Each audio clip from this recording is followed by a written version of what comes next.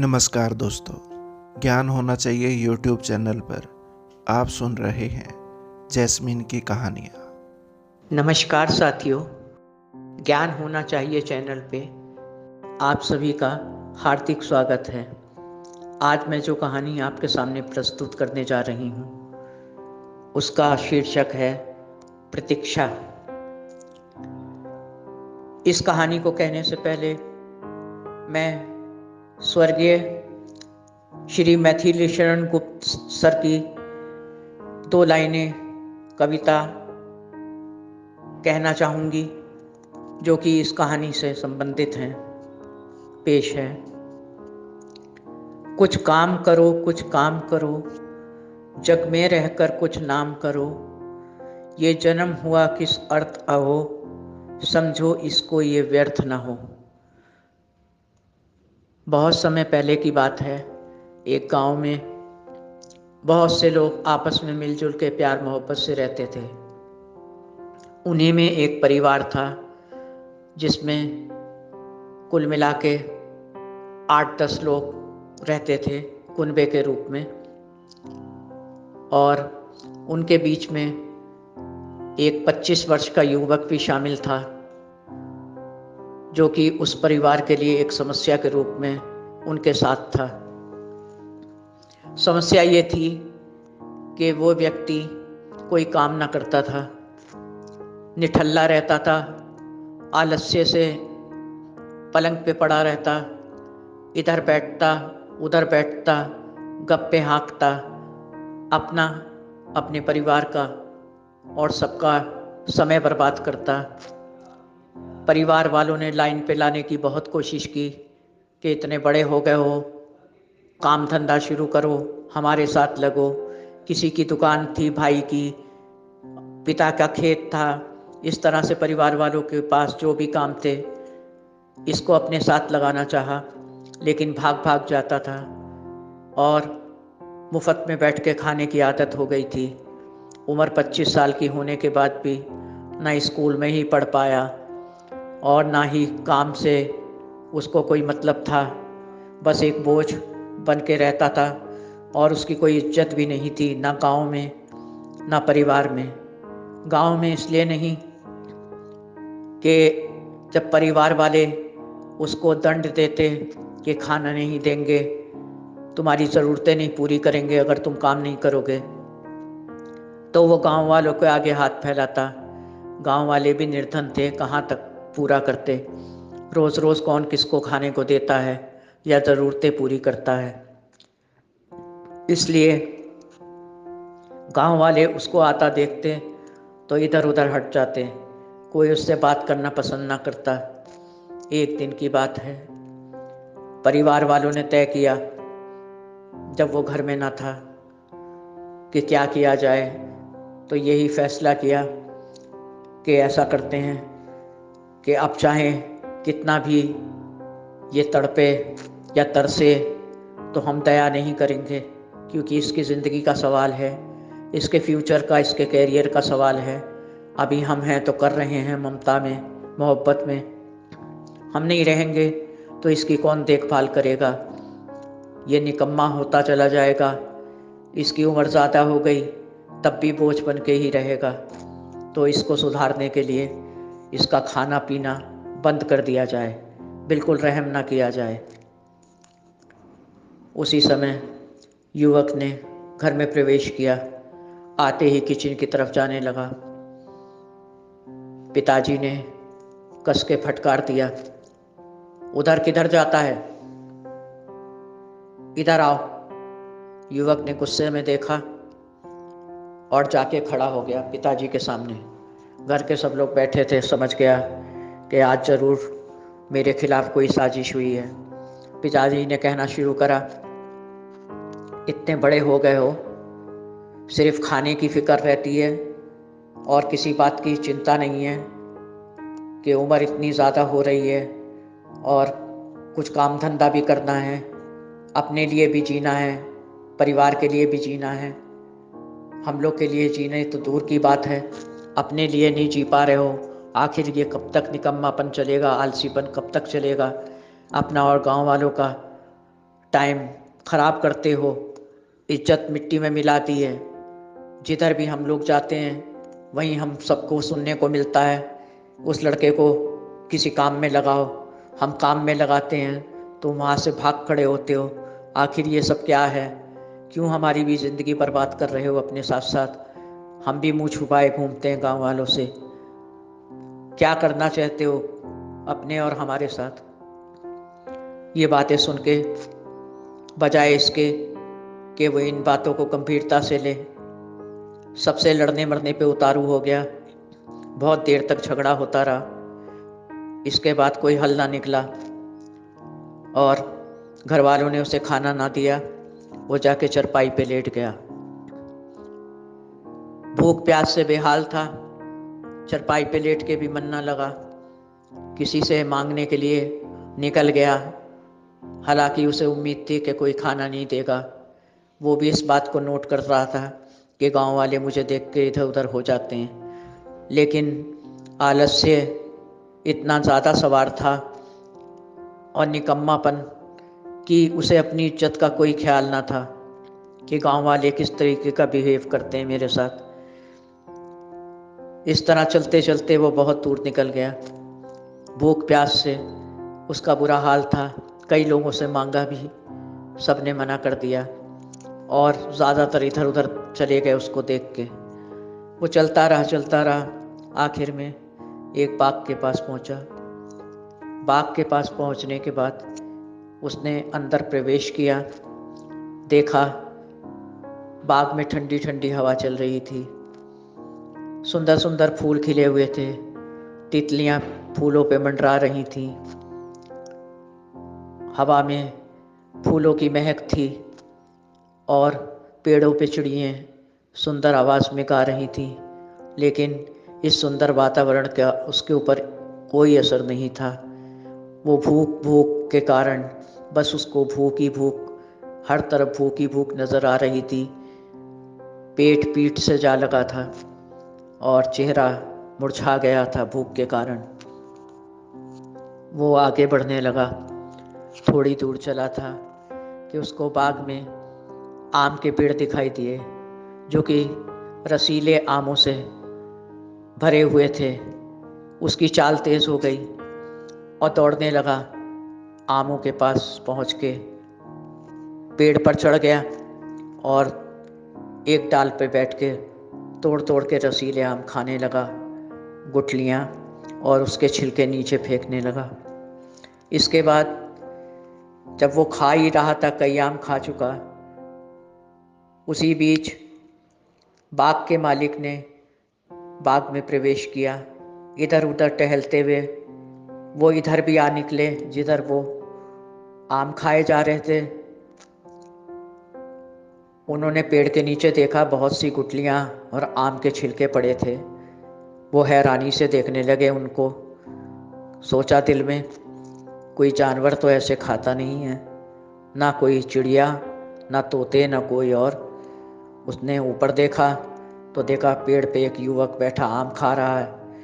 गुस्से से उनका मुंह लाल हो गया। चिल्ला के बोले, नीचे उतर, कौन है तू? किससे पूछ के पेड़ पे चढ़ा? युवक चौंक के उसके हाथ तरफ देखा और हाथ से आम छूट गया। दौड़ के पेड़ से उतरा और एक दिशा में भागने लगा।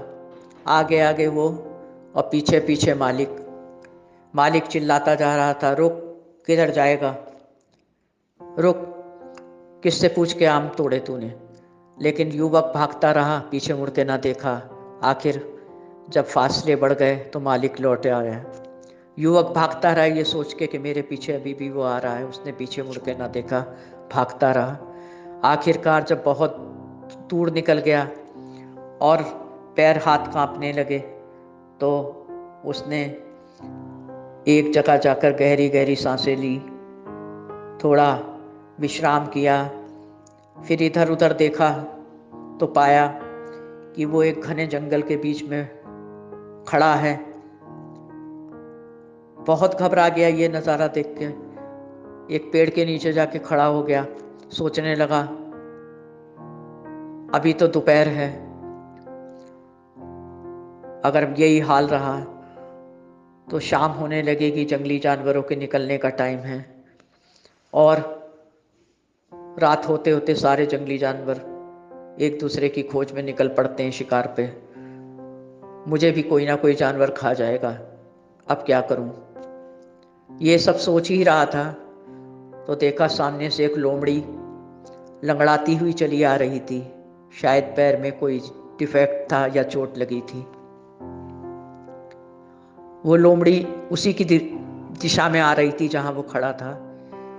वो घबरा के पेड़ के ऊपर चढ़ गया कि ये मुझे ना खा जाए या नुकसान पहुंचा दे।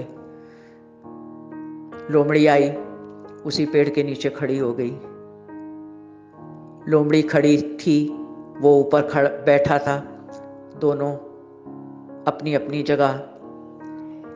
तभी एकाएक जंगल में शेर की आवाज से पूरा जंगल कांप उठा। बहुत कस के दहाड़ा था वो, और ये दहाड़ बहुत आसपास से आ रही थी। युवक थरथर कांपने लगा कि शायद मेरी महक से या लोमड़ी की महक से शेर को कुछ मालूम हो गया कि आसपास शिकार है, इसलिए वो ऐसा ना हो कि इधर आ रहा हो। शेर की दहाड़ बहुत तेज दोबारा सुनाई दी। ऐसा लगा कि बहुत पास आ चुका है, लेकिन दिखाई ना देता था। युवक देखने लगा और ऊंचे चढ़ गया, डाल को कस के पकड़कर बैठ गया। लोमड़ी स्थिर खड़ी रही। शेर की दहाड़ का उसके ऊपर कोई असर ना था, बेफिक्री से खड़ी थी। थोड़ी देर में शेर सचमुच में आता दिखाई दिया, साक्षात सामने से। वो भी इधर ही की तरफ आ रहा था जिधर लोमड़ी खड़ी थी। इस दिलचस्प नज़ारे को युवक नजरें गड़ा के देखने लगा कि अब ये लोमड़ी ना बचेगी। शेर इधर ही आ रहा है, आते ही झपट्टा मार के इसको खा जाएगा। और कितनी बेफिक्री से ये खड़ी है, अभी इसको पता चल जाएगा। लेकिन शेर बढ़ता गया, आखिर उस पेड़ के नीचे आके लोमड़ी के ठीक सामने खड़ा हो गया। दोनों एक दूसरे को देख रहे थे। थोड़ी देर में शेर ने मुंह खोला और एक मांस का टुकड़ा उस लोमड़ी के सामने डाल दिया। लोमड़ी ने वो मांस का टुकड़ा खाया और शेर की तरफ देखने लगी। दोनों एक दूसरे को थोड़ी देर तक देखते रहे। इसके बाद शेर मुड़ा और अपने गंतव्य की तरफ निकल गया। लोमड़ी भी खड़ी रही बेफिक्री से। थोड़ी देर के बाद वो भी अपने गंतव्य को चली गई जहां उसे जाना था। युवक ये नज़ारा देखकर दंग रह गया। सोचा दिल में, इंसान से अच्छे तो जानवर हैं। वो शेर होके इतना दयालु था कि लोमड़ी को खा भी सकता था, लेकिन उसके लिए भोजन लेके आया था। एक मैं इंसान हूँ, मांगते मांगते थक जाता हूँ, और मेरे घर वाले और गांव वाले इतने निष्ठुर हैं कि भोजन देना तो दूर, मुझे देखकर इधर उधर भाग जाते हैं, मुझसे नफरत करते हैं। कैसे इंसान हैं ये, इनसे अच्छे तो जानवर हैं। उसने सोचा अब मैं ऐसा काम करूँगा कि ये लोग भोजन लेकर मेरे पास आएंगे। वो नीचे उतरा। नीचे सन्नाटा था, कोई जानवर ना दिखाई देता था। तो उसने घर जाने की सोची। धीरे धीरे चलते हुए गांव के लिए उसको रास्ता मिल गया। धीरे धीरे वो अपने घर पहुंचा। घर पहुंच के चरपाई पे जाकर ये सोच के लेट गया कि जैसे लोमड़ी खड़ी थी तो शेर उसके लिए खाना लेके आया था। अब मैं लेटा हूं, लोग मेरे लिए खाना लेके आएंगे। लेकिन ऐसा कुछ नहीं हुआ। लेटे लेटे रात गुजर गई। कोई झांका तक नहीं उसके कमरे में। कई बार द्वार तक गया दौड़ के, कभी कदमों की आहट सुनी तो सोचा मेरी तरफ कोई आ रहा, लेकिन उसके पास कोई ना आया। इस तरह से 3-4 दिन बीत गए। भूख प्यास से बेहाल, चलने फिरने में मोहताज, कमज़ोरी से बुरा हाल, लेकिन उसको कोई रास्ता न सूझता था। रसोई में पहरे थे, कोई ना कोई बना रहता था, चोरी का भी सवाल नहीं। अब करे तो करे क्या। वो उठा और धीरे धीरे चलता हुआ गांव की तरफ निकल गया। लोगों ने आते ही देखा, कोई उठ के इधर उधर चला गया। किसी ने अपने आप को इतना बिजी कर लिया कि वो उनसे बात ना कर सके। और वो चलता गया, आखिर में गांव से काफ़ी दूर निकल गया। उसने देखा एक पेड़ के नीचे एक बाबा जी बैठे थे। उसने सोचा गांव वाले तो मुंह लगाते नहीं हैं, ये अजनबी है, चलो इसी के पास बैठ के कुछ बात की जाए, शायद कोई रास्ता निकल जाए खाने पीने का। ये सोच के वो वहाँ पे बैठ गया और अजनबी की तरफ देखा।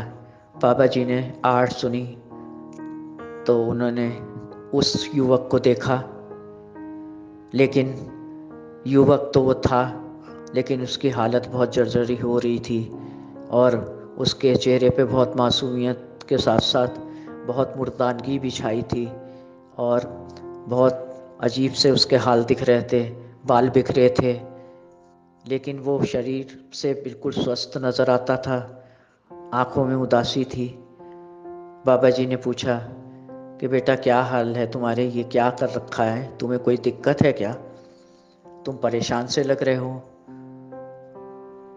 युवक बोला कि बाबा जी ये बताइए कि इंसान इंसान से इतना क्यों नफरत करता है।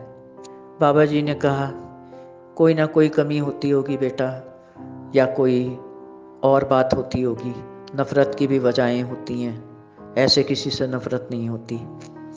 युवक ने कहा सारे घर वालों से मैं खाना मांगता हूँ, मुझे खाना नहीं देते, कभी देते भी हैं तो बहुत जलील करके देते हैं, बहुत बातें सुनाते हैं, तुतकारते हैं, मेरा हृदय छलनी हो जाता है। मैं सगा लड़का हूँ, उनका सगा भाई हूँ, इसके बाद भी मेरे साथ बहुत बुरा सलूक करते हैं। मैं गांव वालों से मिलता हूँ, मुझे देख के भागने लगते हैं, इधर उधर चले जाते हैं, कोई बात नहीं करता। खाना मांगता हूँ तो खाना नहीं देते, कोई ज़रूरत की चीज़ मांगता हूँ वो भी नहीं देते। बाबा जी ये बताइए कि इंसान इतना निष्ठुर कैसे है। इन्हीं बातों के बीच में उसने जंगल में गुजरी हुई वो घटना जो उसने अपनी आंखों से साक्षात देखी थी, वो भी बाबा जी को कह सुनाई। किस तरह से शेर ने लोमड़ी को खाया नहीं और उसको मांस का टुकड़ा देके उसका इंतज़ाम किया। बाबा जी उसके चुप होने का इंतज़ार कर रहे थे। उनके दिमाग में समझ में आ गया था कि इसको कैसे समझाना। वो समझ गए थे इसकी बातों का सार क्या है। इसके बाद बाबा जी ने उसके चुप होने पे कहना शुरू करा कि बेटा तुम शरीर से बिल्कुल नॉर्मल हो और तुम्हारे अंदर असीम क्षमताएं भी मैं देख रहा हूँ, लेकिन आलस्य के कारण, निकम्मेपन के कारण तुम अपने वक्त को ज़ाया कर रहे हो और अपना ही नहीं अपने परिवार का, अपनी उम्र का, अपने दोस्तों का, अपने गांव वालों का, मिलने जानने वालों का, सबका वक्त ख़राब कर रहे हो। बेटा याद रखो, धीरे धीरे जो ये उम्र गुज़र रही है, ये वक्त गुज़र रहा है, ये लम्हे गुज़र रहे हैं, ये कभी ना आएंगे। आज 25 के हो, कल और बड़े होगे। तो सोचो उस अवस्था में पहुंच के तुम इन दिनों को याद करोगे कि काश उन दिनों काम कर लिया होता तो आज ऐसी हालत ना होती। इसलिए अपनी असीम क्षमताओं को पहचानो और किसी भी शुभ मुहूर्त या किसी भी बात का ये इंतज़ार ना करो, ये प्रतीक्षा ना करो कि मैं कल कर लूँगा, बाद में कर लूँगा, अभी उम्र पड़ी है, अभी मेरे साथ कमाने वाले कई लोग हैं मेरे घर में, वही करें, हम क्यों करें। इस तरह की बातें दिमाग में ना लाओ। तुमने अपनी पढ़ाई छोड़ दी, काम काज ना किया, उन सब बातों को भूल जाओ। अब तुम जाग जाओ, तभी सवेरा है। जाओ काम को शुरू करो। तुम काम करने में सक्षम हो इसलिए कि तुम्हारे अंदर कोई विकलांगता नहीं, तुम्हारे अंदर संपूर्णता है। सब कुछ तुम्हारे अंदर वो बात है कि तुम हर काम को कर सकते हो, जहन है तुम्हारे अंदर, हाथ पैर सलामत हैं। फिर किस बात की प्रतीक्षा। युवक ने सवालिया नज़रों से उनकी तरफ देखा। बाबा जी बोले, कोई भी काम छोटा नहीं होता, कहीं से भी शुरुआत की जा सकती है। ज़िंदगी कहीं से भी शुरू कर सकते हैं। बस अपने दिमाग में बीती बातें ना लाइए। पूरे कॉन्फिडेंस के साथ जो आप आगे करना है, अब करना है, उस पे फोकस कीजिए और अपनी असीम क्षमताओं के साथ और जो हौसलों के साथ, जोश के साथ आगे बढ़िए और देखिए सब आपकी इज्जत करेंगे। जो आपसे भागते हैं वो आपके पास आने लगेंगे। आपका मान सम्मान होगा, आपकी जेब में पैसा होगा, आप किसी चीज़ को तरसेंगे नहीं। आज जो लोग आपको खाना नहीं देते वो बुला बुला के खिलाएंगे, इसरार करेंगे, बहुत ममता से आपको खिलाएंगे पिलाएंगे, आपको प्यार करेंगे। करके तो देखो ये। बाबा जी की बातें जहन में उतर रही थी, दिल में समा रही थी। समझ रहे थे कि ये मैंने बहुत गलत किया और अपने निकम्मेपन पे, आलस्य में बीते हुए वक्त को याद करके बहुत शर्मिंदा हो रहा था। इस तरह से इतनी अच्छी तरह किसी ने समझाया भी तो ना था। गुस्से में फटकार के, धमकी दे के ही जो कुछ कहा था उससे कहा था, या उसका परिहास उड़ा के। बाबा जी ने सीरियस उसको बिना कुछ ज़्यादा बोले और उसके जोश को बढ़ा के उसकी आंखें खोल दी थी। बाबा जी का धन्यवाद देकर वो उठा और गांव में जाकर जो भी काम उसको मिला उसने बहुत मेहनत से, लगन से उस काम को करना शुरू किया। भूख प्यास से उसको कोई मतलब ना था, सिर्फ पसीना बहाना, मेहनत करना और अपने काम में लगे रहना और उसको बहुत अच्छे से अंजाम देना। लोगों का ध्यान उसकी तरफ आकर्षित होने लगा। धीरे धीरे उसे और काम भी बढ़ने लगे, उसकी इज्जत बढ़ने लगी। सब उसके पास आने लगे और हैरानी से उसको देखते, लेकिन बोल ना पाते, क्योंकि ये बदलाव ऐसा था कि ये पॉजिटिव था। इसमें उसको शाबाशियाँ आँखों आँखों में मिल रही थी और लोग हैरान थे कि ऐसा बदलाव कैसे। लेकिन युवक अपने काम में लगा रहता और उसके माथे से, उसके नाम से, उसकी ज़िंदगी से निठल्ला शब्द हमेशा के लिए गायब हो गया था। अब उसको एक मेहनती युवक के रूप में पहचाना जाने लगा था और वो अपनी ज़िंदगी में बहुत सफल था। घर में भी मदद करता था, पैसों से भी, हाथ पैर से भी।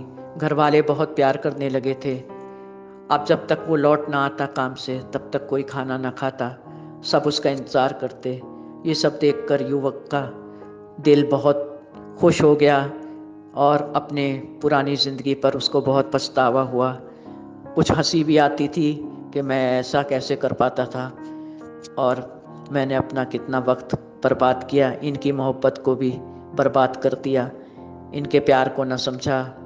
आज मैं कितना खुश नसीब हूँ कि इनके प्यार को पा रहा हूँ और सारे गांव वाले मुझे प्यार करने लगे हैं।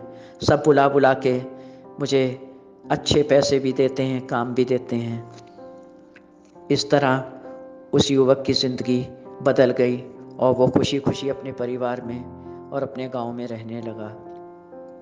दोस्तों, ये कहानी एक निठल्ले युवक की थी जो कि मैंने आपके सामने पेश की। हमारे सामने भी बहुत से ऐसे शुभ अवसर आते हैं, काम के मौके आते हैं और बहुत सी ऐसी अच्छी अच्छी हमारे सामने बातें आती हैं कि हम उनको जीवन में प्रवेश करा सकते हैं, उस काम को कर सकते हैं, उनसे हमें बहुत फ़ायदे भी होने हैं और हम अपनी क्षमताओं का इंतज़ार करते रहते हैं कि कल करेंगे, परसों करेंगे, अभी नहीं करते, अभी हम ये कर रहे हैं, मेरा खर्चा चल रहा है। इस तरीके की बातें कि जो है वो ठीक है, मतलब अपने दायरे में से ना निकलना और कुछ ना कुछ बहाने खोजना। जैसे कुएं का मेंढक होता है कि वो उतनी ही चीज़ों को जानता है कि बस इतना ही कुआं है, वो ये नहीं जानता कि बाहर और भी दुनिया है। इस तरह अपने दायरे से निकलिए और किसी बात की प्रतीक्षा ना करिए। समय कभी वापस नहीं लौट के आता और समय उन्हीं को मौका देता है जो उस वक्त को पहचानते हैं, मौक़ों को पहचानते हैं, अपनी क्षमताओं को पहचानते हैं और सदुपयोग करते हैं। इसलिए साथियों, हम सबको किसी भी अच्छे काम के लिए, अपनी ज़िंदगी बनाने के लिए, सबको खुशी देने के लिए, अपने परिवार का हाथ बटाने के लिए किसी बात की प्रतीक्षा नहीं करनी है और अपने आप को काम में इतना डुबो देना है कि सब हमको बहुत मेहनती और अच्छा इंसान समझें, कोई हमको अपने ऊपर बोझ ना समझे। ये बहुत गंदी बात होती है कि हाथ पैर सलामत रह के, निठल्ला बैठ के, काम चोरी करके, टाल मटोल करके हम अपने अजीज़ों के साथ उनकी खुशियाँ अपने हिस्से में लेने की संभावनाओं को देखें। ये गलत है। हम अपने हाथ पैरों के बल पे जो खुशी खुद हासिल करें और उनको दें, ये हमारा फ़र्ज़ है। बहुत से ऐसे फ़र्ज़ होते हैं, पहले माँ बाप औलाद के लिए करते हैं, फिर माँ बाप बुज़ुर्ग होने लगते हैं तो बच्चों की बारी आती है कि उनके लिए कुछ करें। उनके ऊपर हमेशा डिपेंड रहना ये गलत बात है। जब आपकी उम्र बढ़ गई है तो आपका भी फ़र्ज़ है कि उनके लिए कुछ करें। ये हम सब के फ़र्ज़ हैं, एक दूसरे के लिए कुछ ना कुछ करते रहें, किसी के दिल में बोझ बन के नहीं, एक बहुत अच्छे इंसान के रूप में, मेहनती इंसान के रूप में रहें। इसी से हमारी भी खुशी मिलेगी और हमारे दिल को भी खुशी मिलेगी, हमारे अपनों को भी खुशी मिलेगी, साथ वालों को भी, मिलने वालों को भी और रिश्तेदारों को भी, जानने वालों को भी। इसी के साथ मैं अपनी कहानी को ख़त्म करती हूँ। साथियों, अगर आपको ये कहानी अच्छी लगी हो तो प्लीज़ इसको सब्सक्राइब करें और इसको लाइक करें। आपकी ज़िंदगी में मेरी दुआ है कि बहुत सी खुशियाँ रहें, आप स्वस्थ रहें, हमेशा मुस्कुराते रहें। आपका परिवार और आप और पूरा समाज खुशियों में खेले, कोई गम ना हो, कोई बीमारी ना हो, आप सब स्वस्थ रहें और एक अच्छी खुशनुमा ज़िंदगी को जिएं। हमेशा खुशियाँ आपके साथ रहें, दुख की कोई घड़ी ना आए ऐसी कि आपका दिल दुखे। सबके दिलों में प्यार बन के रहें। इसी के साथ आपकी जैस्मीन। दोस्तों, उम्मीद करता हूँ कि ये कहानी आपको पसंद आई होगी। वीडियो को लाइक और चैनल को सब्सक्राइब ज़रूर करें। धन्यवाद। आपका अपना संसार। नमस्कार। आपका दिन शुभ और जीवन मंगलमय हो।